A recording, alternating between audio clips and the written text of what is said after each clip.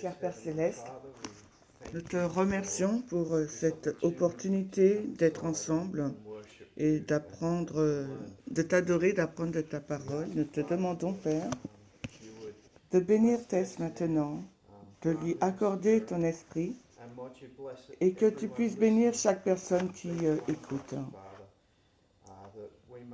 afin que nous puissions recevoir ton esprit et comprendre tes choses précieuses. Nous nous considérons comme privilégiés d'être comptés parmi tes enfants, Seigneur, et nous prions que nous puissions véritablement apprendre ce que cela signifie d'être l'un de tes enfants. Et nous te remercions pour cette opportunité, pour la technologie qui rend cela possible. Et nous prions, Père, que tu puisses être glorifié à travers cette étude. Nous te remercions pour cela et nous prions ces choses dans le nom de Jésus. Alors j'espère vraiment terminer cette série d'études aujourd'hui. Je voudrais finir aujourd'hui ce sujet. Conclure avec toutes les études sur ce sujet et aller dans une autre direction. Je sais qu'aujourd'hui, nous allons en fait examiner un grand nombre de sources externes. Je ne vais pas donc les écrire tout au tableau, mais je vais y faire référence parce que je ne vais mentionner que des courtes parties d'un grand nombre de sources externes. Elles seront affichées sur le groupe Media Broadcast. Il y a un article en particulier qui est très important que je crois que chaque prêtre devrait lire. C'est un très bon article. Et je suis un peu excitée à ce sujet, à cet article. Je vais d'abord le publier, cet article, puis tous les autres articles seront publiés ultérieurement, probablement au même moment. Dès qu'ils seront postés, ne perdez pas ce premier article dans cette masse de messages. Le premier article est incontournable. Les autres sont une collection d'articles qui ne font que parler de l'administration de Donald Trump et de certaines croyances qui sont de ceux qui participent à cette administration. Un bref résumé, comme nous le faisons toujours. Je suis désolée pour ceux qui ne voient pas bien sur Zoom, mais c'est essentiellement ce que nous avons fait depuis des semaines. On montre l'Israël ancien et l'Israël moderne, en allant de l'Égypte, Babylone, Rome, en superposant avec l'histoire des Minéries, l'histoire de 1888 et l'histoire des 144 000. Il montre cet alpha et cet oméga. L'Israël ancien sortant des nations païennes, l'Israël moderne sortant des églises protestantes. L'Israël ancien, les enfants d'Israël étaient dans l'obscurité, en captivité, ils ont perdu leur sabbat. Il y a un libérateur qui est suscité quand ils sont amenés en tant que peuple dénommé Moïse. Le sabbat est réinstallé, réinstauré. On leur donne les écrits du prophète Moïse et ça devient vraiment le fondement du système juif. Alors, vous voyez tout au long de cette histoire, ce avec quoi ils se battent tous, c'est ce taureau d'Apis. Et vous pouvez voir cela de différentes manières. Vous pouvez essayer de l'appeler autrement, mais c'est ce taureau Apis. C'est cette connexion entre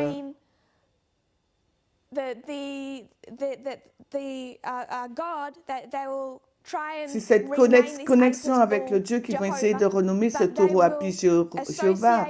Mais ils vont essayer d'associer les caractéristiques du taureau d'Apis et les projeter sur Dieu. C'est cette mentalité d'un roi. Et lutte avec cela depuis le mont Sinaï à travers l'histoire de leur période en Canaan. Et c'est ce qui les divise entre le nord et le sud. C'est ce comportement avec les rois. Et finalement, ils sortent de Babylone, ils perdent l'image, mais ils gardent les caractéristiques de cette divinité païenne et ensuite ils la projettent sur le Christ.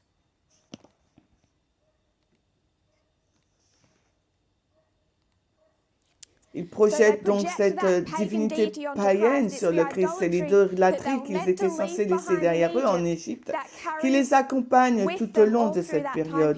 Nous sommes descendus dans l'Israël moderne et nous avons montré comment l'adventisme est sorti des églises protestantes. Il y a une autre dynamique ici, nous en avons discuté au début, à savoir que pour comprendre notre histoire Oméga, nous avons l'histoire Oméga de l'Israël ancien.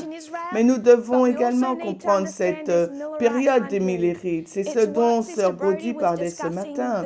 Et ce sont les événements politiques extérieurs que je veux que nous explorions dans les semaines à venir. Le protestantisme est là où nous sommes sortis, mais le protestantisme lui-même est divisé. Il y a cette division dans le protestantisme. Il y a cette division dans ce type de faction socialement libérale et cette faction conservatrice. La faction conservatrice est celle dont nous en avons parlé le plus. Elle était prédominante dans le Sud. Elle a une interprétation littérale de l'Écriture. Elle considère l'Amérique comme une nation chrétienne. L'Église et l'État sont censés être ensemble. C'est une séparation des institutions, mais pas une séparation d'influence. C'est de cette façon qu'il essaie de le dire. Il croit dans un étang profond. Et c'est ce qui a été introduit en 1798, cette menace des Illuminati qui contrôle les gens derrière les coulisses des sociétés secrètes pour les conduire à une union de l'État profond satanique. Et cela dépasse les lignes de parti. C'est surtout le parti d'opposition, c'est Thomas Jefferson et son parti, mais ce sont aussi les gens de leur propre parti qui ne sont pas loyaux à l'administration de John Adams. Et l'une de ces principales personnes visées par ces théories de conspiration était Alexander Hamilton. Nous avons discuté de tout cela. Il commence par dire que l'Amérique est une nation chrétienne. Cela déforme leur point de vue sur l'esclavage. C'est une interprétation littérale qui les conduit à leur conclusion sur l'esclavage, sur l'application du dimanche. Et en 1960, en fait, dans les années de 1890 à 1960, leur conclusion sur la ségrégation, sur le féminisme, LGBT, toutes ces questions proviennent de cette branche du protestantisme. Mais j'aimerais également vous mettre en garde que c'est trop simpliste. Parce qu'en 1863, est-ce le Sud conservateur ou le Nord libéral qui a formé? Quelle était donc cette société, la Société nationale de réforme? Qui l'a formée, cette société? Le Nord ou le Sud? C'est le Nord. C'est le Nord. C'était les protestants du Nord, ce que vous pourriez vouloir associer au libéralisme qui ont formé cette société qui nous a amenés en 1888. Donc, ce n'est pas si simple.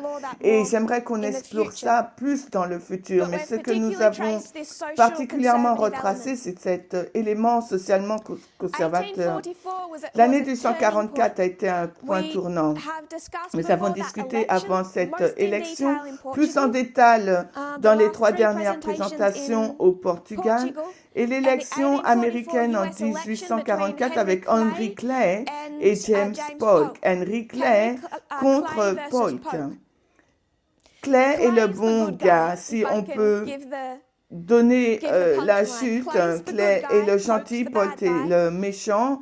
Si vous pouvez le garder aussi simple, mais en réalité, ce n'est pas aussi simple. Clay a déclaré que les divisions de l'Église, les divisions protestantes à travers l'Amérique en 1844, étaient la plus grande source de danger pour notre pays.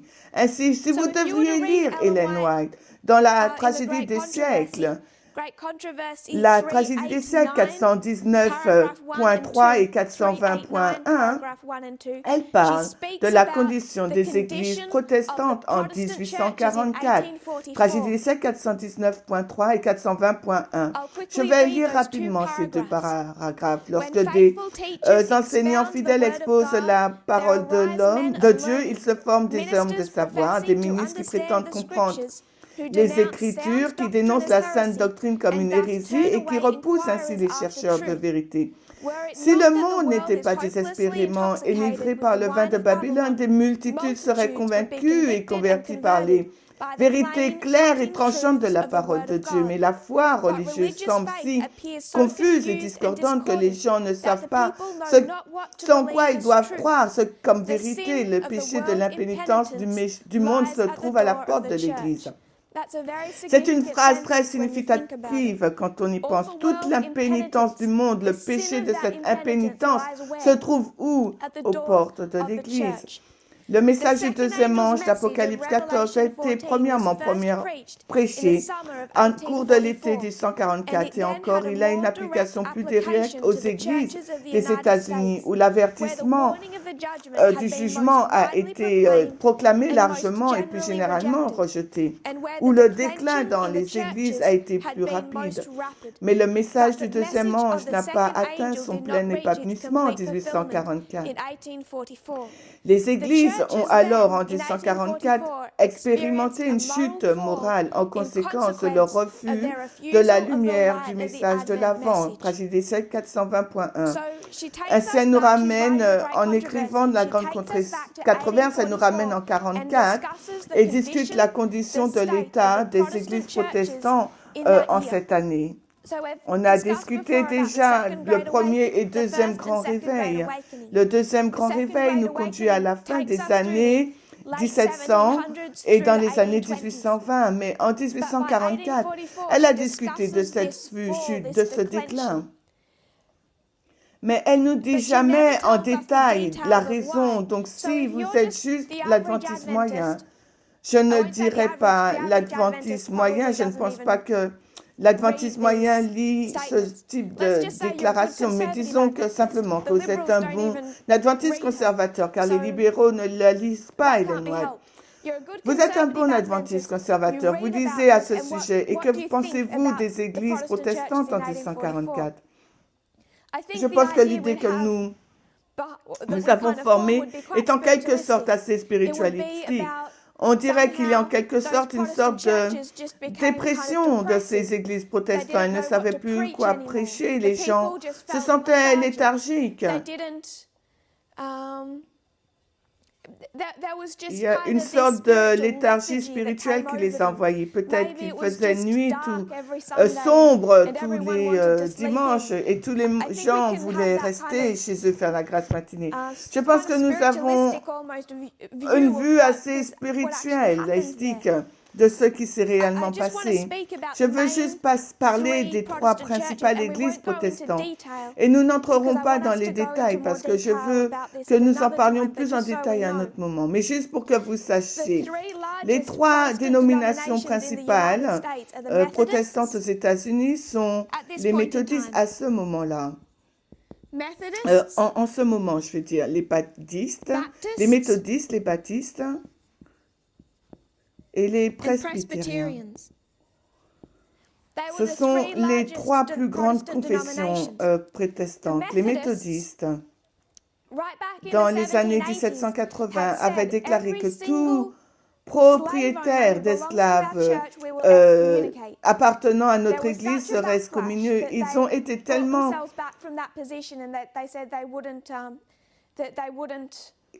Et ça a fait une tension et après ils ont dit qu'ils n'allaient pas les excommunier.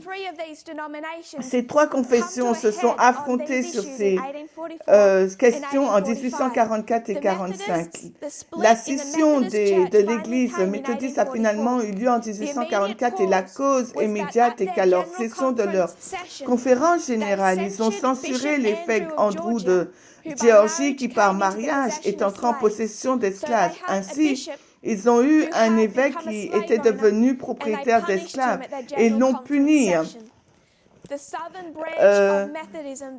La branche sud du méthodisme a alors coupé les liens avec la branche du nord et il y a eu une séparation dans l'Église méthodiste. Les baptistes, en 1840, la nouvelle convention baptiste américaine contre l'esclavage dénonce la détention d'esclaves. Les baptistes du Sud ont menacé de ne plus donner aux agences baptistes. Ainsi, les baptistes du Sud disent qu'ils ne veulent plus soutenir les agences baptistes. En 1845, le Conseil de la Home Mission refuse de nommer un esclavagiste de Géorgie comme un missionnaire. En 1845, les baptistes d'Alabama demandent à la mission étrangère si les détenteurs d'esclaves peuvent être nommés missionnaires. Et le Nord a répondu non.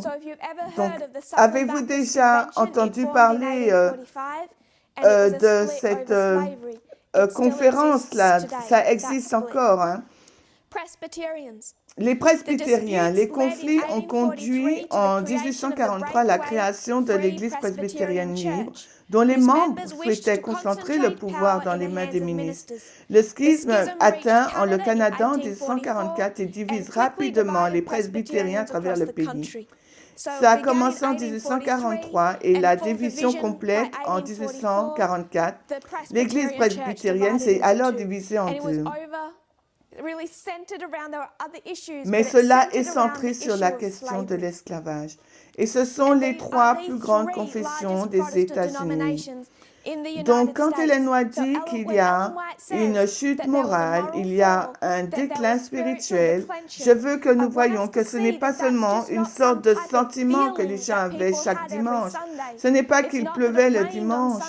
C'est qu'il y a eu un événement extérieur très réel qui a eu un impact sur les églises et qui est centré sur le sujet de l'esclavage. Nous devons donc réfléchir à ce dont elle nous parle quand elle dit qu'ils ont eu une chute morale. Parce que l'esclavage est une question morale. L'observation du dimanche est une question morale. Et pour cela, je vous renvoie donc sur les présentations de l'ancien Parmenter au Portugal. Donc, je voulais juste aborder ce sujet, qu'il y a donc cette division, vraiment, cette guerre civile qui passe par les églises du protestantisme. Et les historiens la décrivent comme une guerre. C'était comme une guerre civile religieuse avant qu'il n'y en ait eu une guerre civile. S'il n'y avait pas eu de guerre civile religieuse protestante, il n'y aurait probablement jamais eu de guerre civile extérieure. Nous avons discuté de ces deux branches. Ce qui caractérisait la branche particulière que nous examinions, c'était les théories du complot. Et je veux juste résumer ce que nous avons dit sur les théories du complot et leur méthodologie. Je vais mettre cela.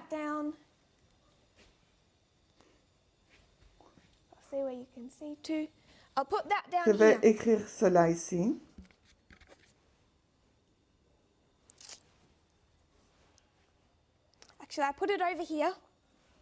Donc, je vais le mettre là, on a plus de place.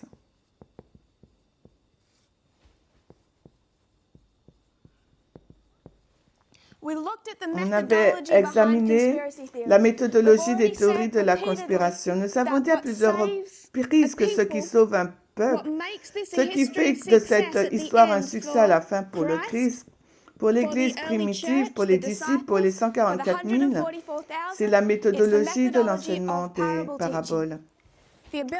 La capacité de passer du littéral au spirituel. Du littéral au symbolique. La méthodologie contrefaite qui est utilisée pour détruire l'enseignement des paraboles et la théorie du complot.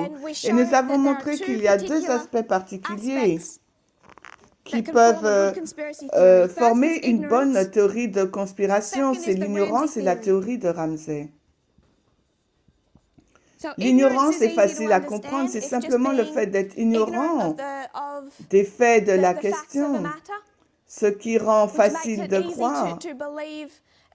C'est ce qu'ils appellent maintenant un fait alternatif. Et ensuite, il y a la théorie de Ramsey qui nous enseigne. C'est un principe mathématique, une règle qui permet de trouver même dans un petit ensemble de données, on va toujours trouver des modèles structurels. C'est le cas, par exemple, lorsque vous rencontrez quelqu'un que vous connaissez dans un endroit où vous ne vous attendiez pas à la voir. Et vous dites, « Oh, le monde est petit ». Ce que vous êtes en train de dire, je ne sais pas si vous êtes familier avec cette expression. Si je vous rencontre dans la ville et je vais vous dire, « Oh, le monde est petit ». En fait, compte, qu'est-ce que je dis? En fait, compte, je ne dis pas que le monde est petit. C'est parce que je veux dire, mais pourquoi je te rencontre ici? N'est-ce pas étrange? Et quand on y pense, on peut le faire plus qu'on ne le réalise.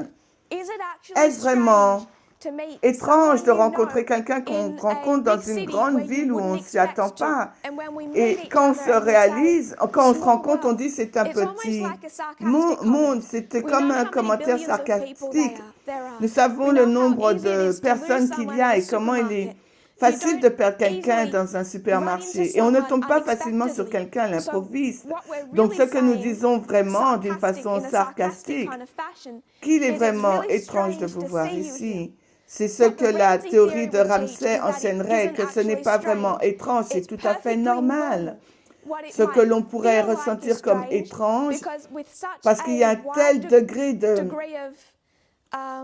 possibilités.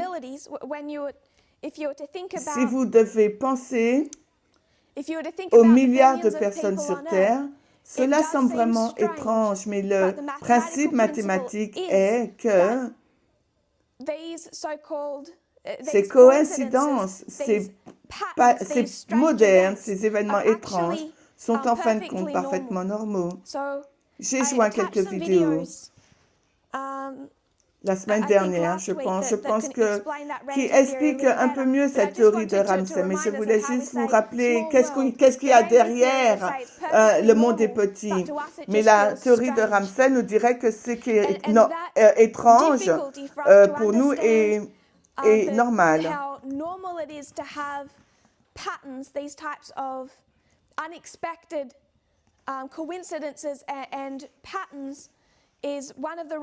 Et il est normal d'avoir donc ces schémas inattendus et c'est pour ça qu'on gravite vers les théories de conspiration. Donc j'utilise l'expression, comment nous pouvons les résumer. Pourquoi est-ce? Comme je l'ai dit déjà, je peux l'entendre dans la voix de Walter Veith. Et se pourrait-il? Et je peux aussi l'entendre dans sa voix aussi, parce que ce sont des expressions qu'il utilise de manière répétée. Et ensuite, nous avons discuté de quelques théories de conspiration et les deux méthodologies et ces deux expressions utilisées. On a discuté de la mort de la princesse Diana. Je ne veux pas entrer dans tous les détails, je veux juste en évoquer quelques-unes pour que nous ayons une connaissance pratique. Donc nous avons la princesse Diana. Il a fallu 1h10 pour la transporter à 5 km. Pourquoi? Comment se fait-il que l'ambulance dans laquelle elle se trouvait ait mis 1h10 pour parcourir 5 km? Se pourrait-il qu'elle ait été assassinée? C'était un plan, elle ne devait pas survivre. Donc nous avons donc expliqué comment il est facile de passer de pourquoi est-ce à se pourrait-il. Une autre, on a discuté donc du climat climatique, du changement du climat, que la glace se dilate. Donc,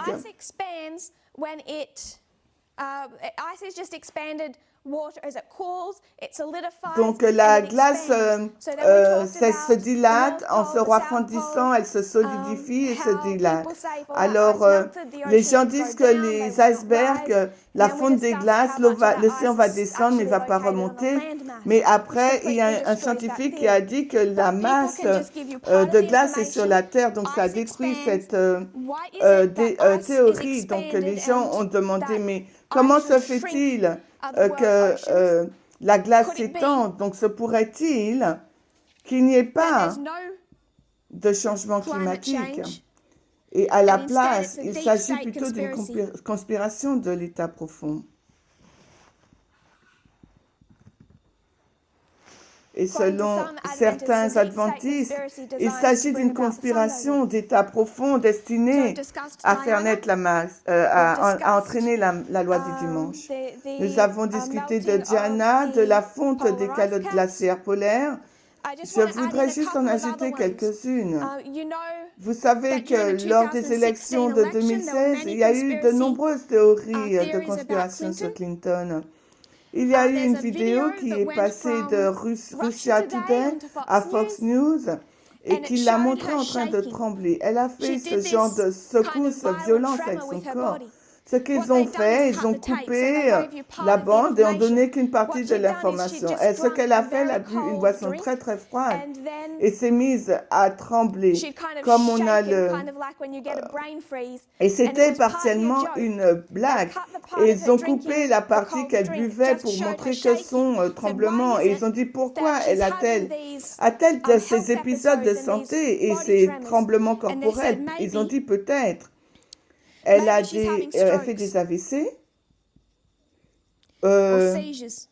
et des convulsions. Peut-être qu'elle est sur le point de mourir. Elle est à la porte de la mort. Elle ne peut pas être en vie et présidente. C'était donc une théorie de conspiration. Pourquoi semble-t-elle être si malade? Se pourrait-elle qu'elle soit en train de mourir? Une autre, on va regarder à Obama. Celle-ci, je trouve assez intéressante. Son deuxième nom est Hussein, qui est un des principaux martyrs musulmans. Son grand-père était musulman.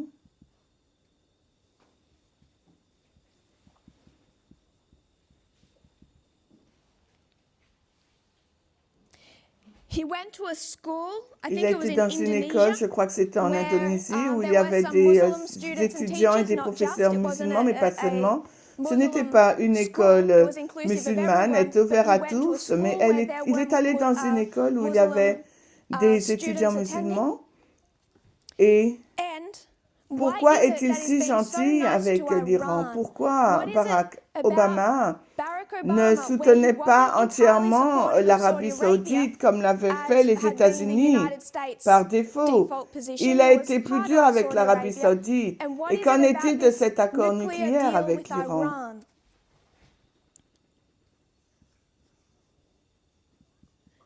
Pourquoi Obama essaye de conclure un accord nucléaire avec l'Iran et qu'il adopte avec eux une approche plus souple que ce que beaucoup de républicains souhaitent? C'est une théorie de conspiration intéressante et je pense que plusieurs connaîtraient la conclusion. Pourquoi est-ce? Et se pourrait-il qu'Obama soit musulman? C'est une vision simplistique de cette théorie conspirationniste. Cette théorie de complot a en fait gagné du terrain non pas aux États-Unis, mais au Moyen-Orient. Pourquoi la guerre d'Irak a-t-elle entraîné une guerre civile en Irak? Pourquoi a-t-elle divisé le pays et n'a-t-elle pas pu guérir? La question est, lorsqu'ils ont renversé Saddam Hussein en 2003, ils ont dû le remplacer avec un autre gouvernement irakien. Mais alors la question est de savoir si ce nouveau gouvernement sera sunnite ou chiite. Il y a maintenant l'Arabie saoudite et l'Iran, ainsi que d'autres pays intéressants, qui s'intéressent vivement à la question et tentent d'influencer le nouveau gouvernement irakien pour savoir s'il favorisera ou non le sunnisme ou le chiisme. En d'autres termes, va-t-elle pencher du côté de l'Iran ou l'Arabie saoudite? C'est ce débat qui a vraiment déchiré l'Irak. Donc quand tout cela se passe, en particulièrement en Irak, il y a en fait un ministre irakien qui a été le premier à affirmer que non seulement Obama est musulman, mais il est aussi chiite. Parce que Hussein est le plus... C'est le plus célèbre martyr de la branche chiite de l'islam. Cet accord nucléaire avec l'Iran Il est appelé en douceur sur l'Iran, qui est la puissance chiite, par opposition à la ligne dure que l'Arabie saoudite, qui est sunnite.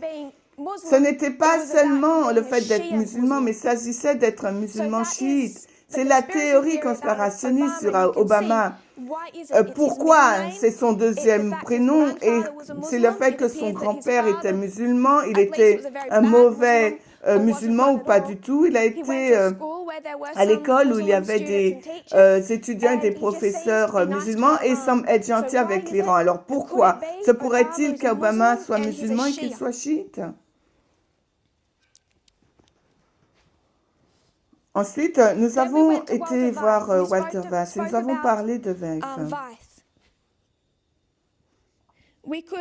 Et nous pourrions faire venir Mary Stuart Wells. Elle dirait pourquoi y a-t-il un 666 sur le croiseur sur lequel le président égyptien est monté? Pourquoi se pourrait-il qu'il soit l'antéchrist de l'Apocalypse? Vous pourriez donc mettre toute sa méthodologie dans cette équation.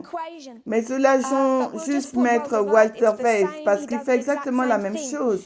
Et nous avons examiné quelques-unes de ces expressions qu'il a jetées en quelques phrases.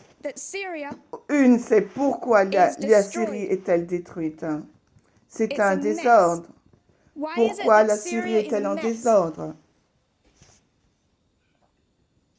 Se pourrait-il que ce que nous voyons, ces attaques terroristes le 11 septembre, ce n'est pas du terrorisme. Il n'y a pas une menace terroriste. Parce que la Syrie, c'est un désordre. Pourquoi dit-on que le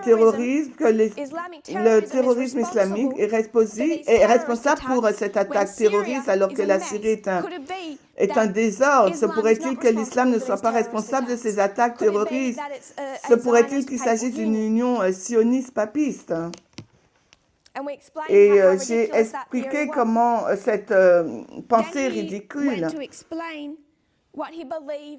Et ensuite, il a expliqué quelle était donc la cause pour lui de ces attaques terroristes. Et il a parlé donc de Rothschild. Et leur nom signifiait bouclier rouge. Et qui entre en guerre avec un bouclier rouge, c'est l'armée papale. Ignorant les implications de la signification de son nom, Weiss, s'il veut utiliser cette méthodologie, parce que si vous croyez en une telle méthodologie, c'est beaucoup plus important la signification de son nom. Rothschild, ce sont des banquiers, c'étaient des banquiers pour la papauté. Est-ce que vous voyez là?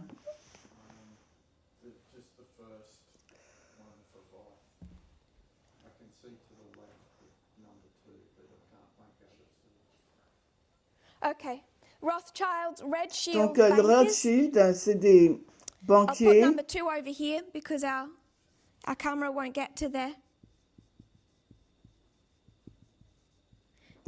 Son nom Rothschild, ça veut dire bouclier rouge. Et dans l'encyclopédie de 1906, ils sont décrits comme les banquiers de la papauté. Alors, pourquoi se pourrait-il que ce sont des sionistes engagés dans une conspiration d'État profond, contrôlée par la papauté, pour provoquer l'Armageddon. Ils utilisent donc la même méthodologie que toutes les autres théories du complot. Et je sais que la semaine dernière, nous avons également discuté des vaccins. Ainsi, l'approche que l'on peut adopter en matière de vaccination consiste à se demander pourquoi mon enfant a reçu un diagnostic d'autisme au même âge qu'un vaccin. Comment se fait-il qu'à l'âge de 3 ans, on lui ait diagnostiqué l'autisme? Elle a reçu un vaccin vers un âge similaire. Se pourrait-il que le vaccin ait causé l'autisme? C'est le même type de pensée qui voit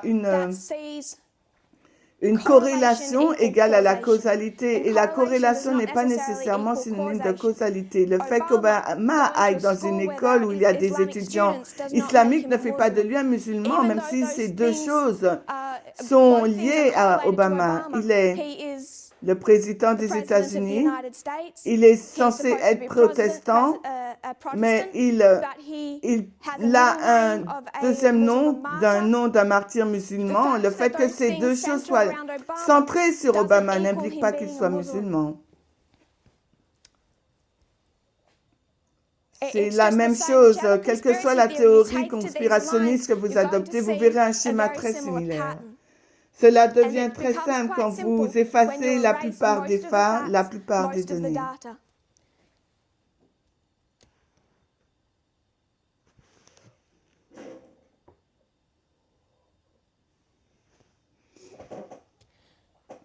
Nous avons parlé des années 1970. Mary Stuart Wells, comment elle a commencé à utiliser particulièrement dans les années 1980. Et elle était intéressée par le 666, l'Antéchrist, ce qui se passait avec Israël et le Moyen-Orient, aux paroles des chansons.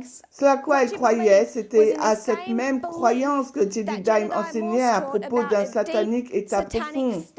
C'est la même croyance à un état satanique profond qu'il a formé à partir de J.D. Morse. Il l'a introduit en 1798 et cela fait partie de certaines branches du protestantisme. Elle fait partie de leur pensée depuis des siècles. Elle a ressuscité de manière très claire dans les enseignements de Mary Stuart Wells. Mais elle a également fait son chemin dans toutes les autres personnes que nous connaissons dans les années 70 et 80, Farwell, etc. Ce que j'aimerais que nous puissions faire.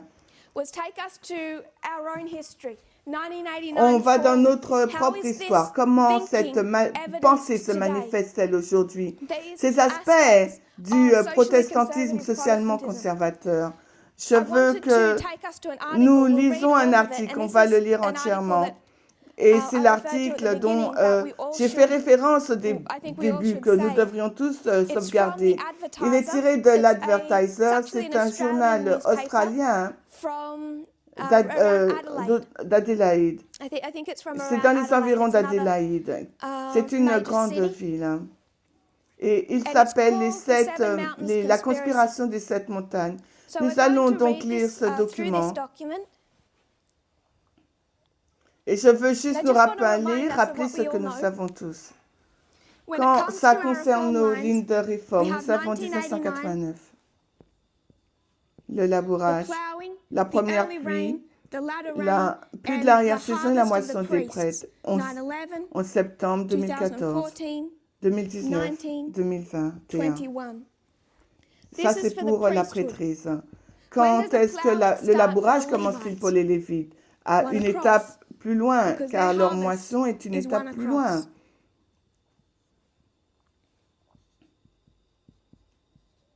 Donc nous sommes tous familiers avec cela. Cela ne devrait pas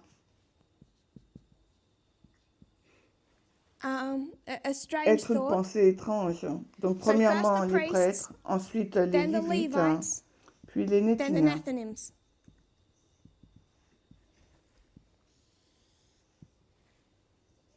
Le monde.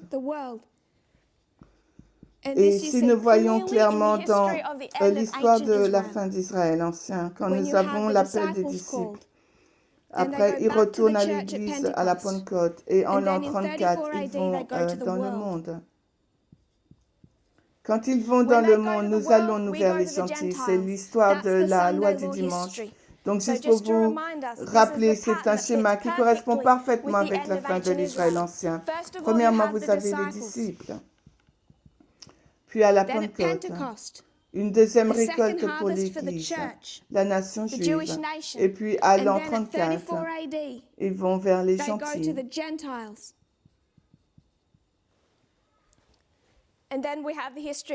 Et ensuite, nous avons l'histoire des 144 000.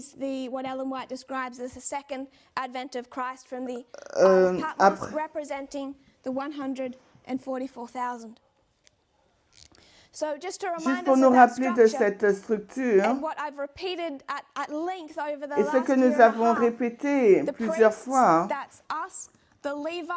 nous allons vers les Lévites, alors moisson, va vers le monde.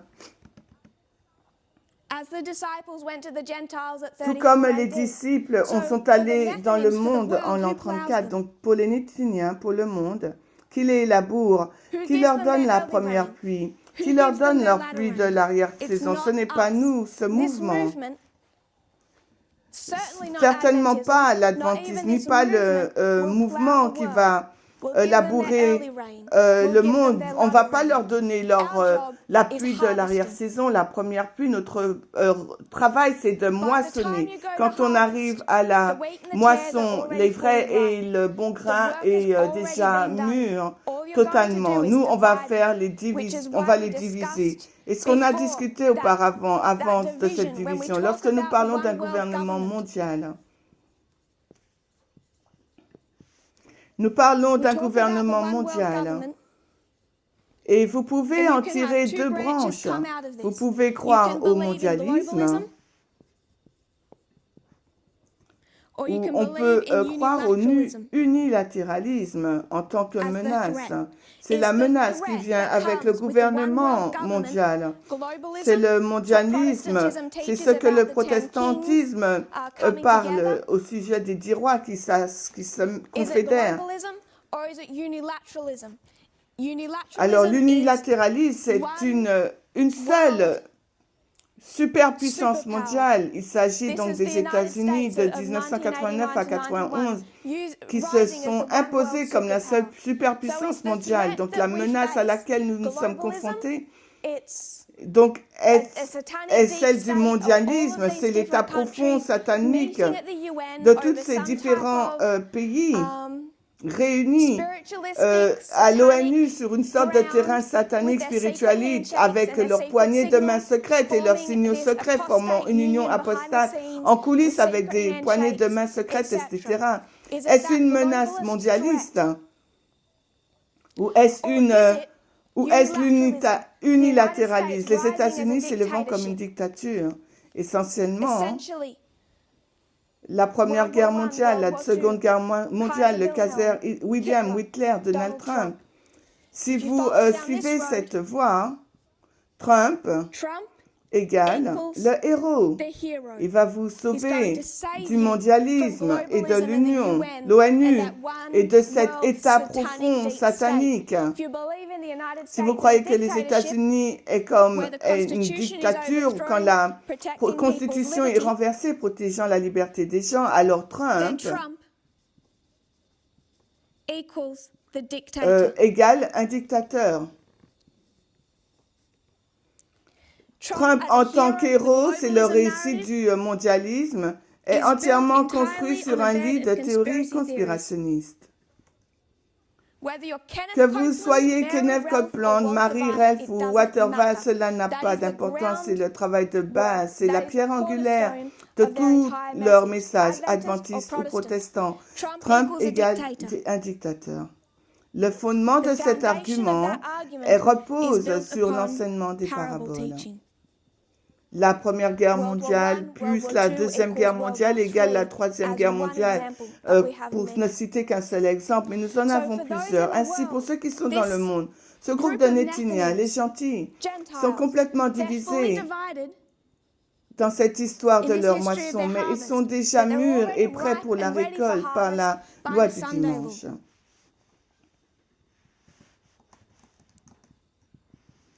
Alors, comment sont-ils devenus du blé ou de l'ivraie? Comment ont-ils formé cela?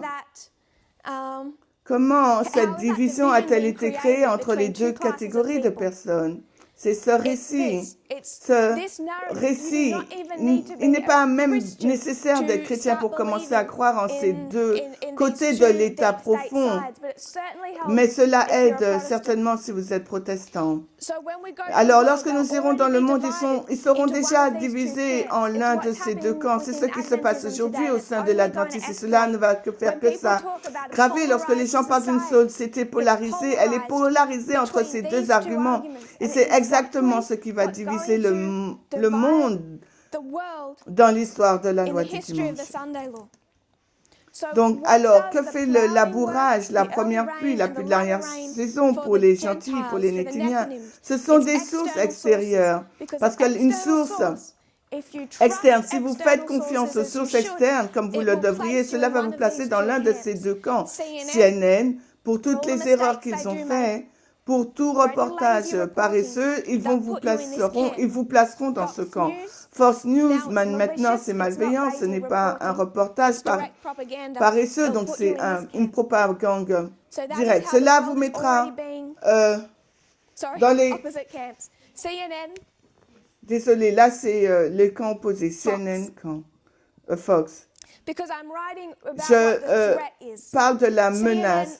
CNN voit que cela, c'est la menace, l'unilatéralisme. Mais Fox, ils disent que c'est la mondialisation, la menace.